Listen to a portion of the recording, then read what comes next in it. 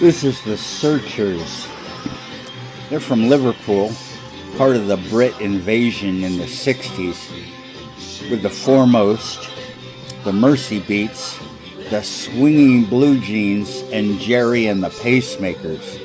They had hits with covers of the Drifters from the United States, Sweets for My Sweet, and Sugar and Spice, Needles and Pins, and When You Walk in the Room by Jackie DeShannon, and the Clovers' Love Potion Number 9.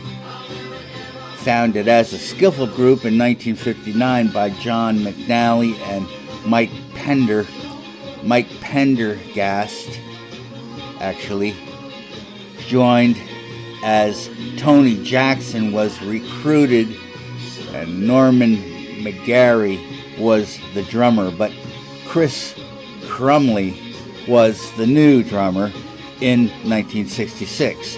And Johnny Sandon became the lead singer, and they played at the Iron Door Club as Johnny Sandon and the Searchers. Sandon left in 61, and the classic quartet carried on. They played the Cavern, of course, and played in Hamburg, Germany for 128 days. That's 3 one-hour performances a night, 7 days a week. A tapped session back at the Iron Door Club led to a contract with Pie Records. Sweets for My Sweet was the first single. It shot to number 1 in 63, and the Burst Mercy boom had begun. First album, Meet the Searchers, reached number 2 and number 22 in the U.S. And Love Potion number 9 was released in the U.S. as a single, and it was a hit. Frank Allen replaced Tony Jackson on bass. Jackson began a solo career. Albums were rushed with a single and lots of filler.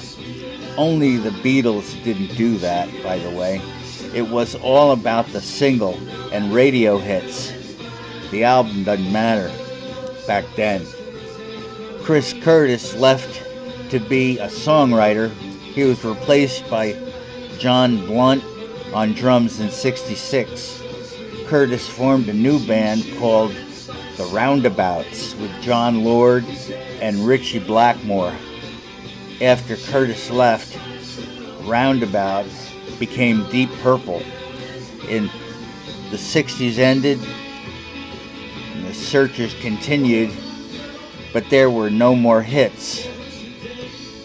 A reunion in 2020 is not impossible.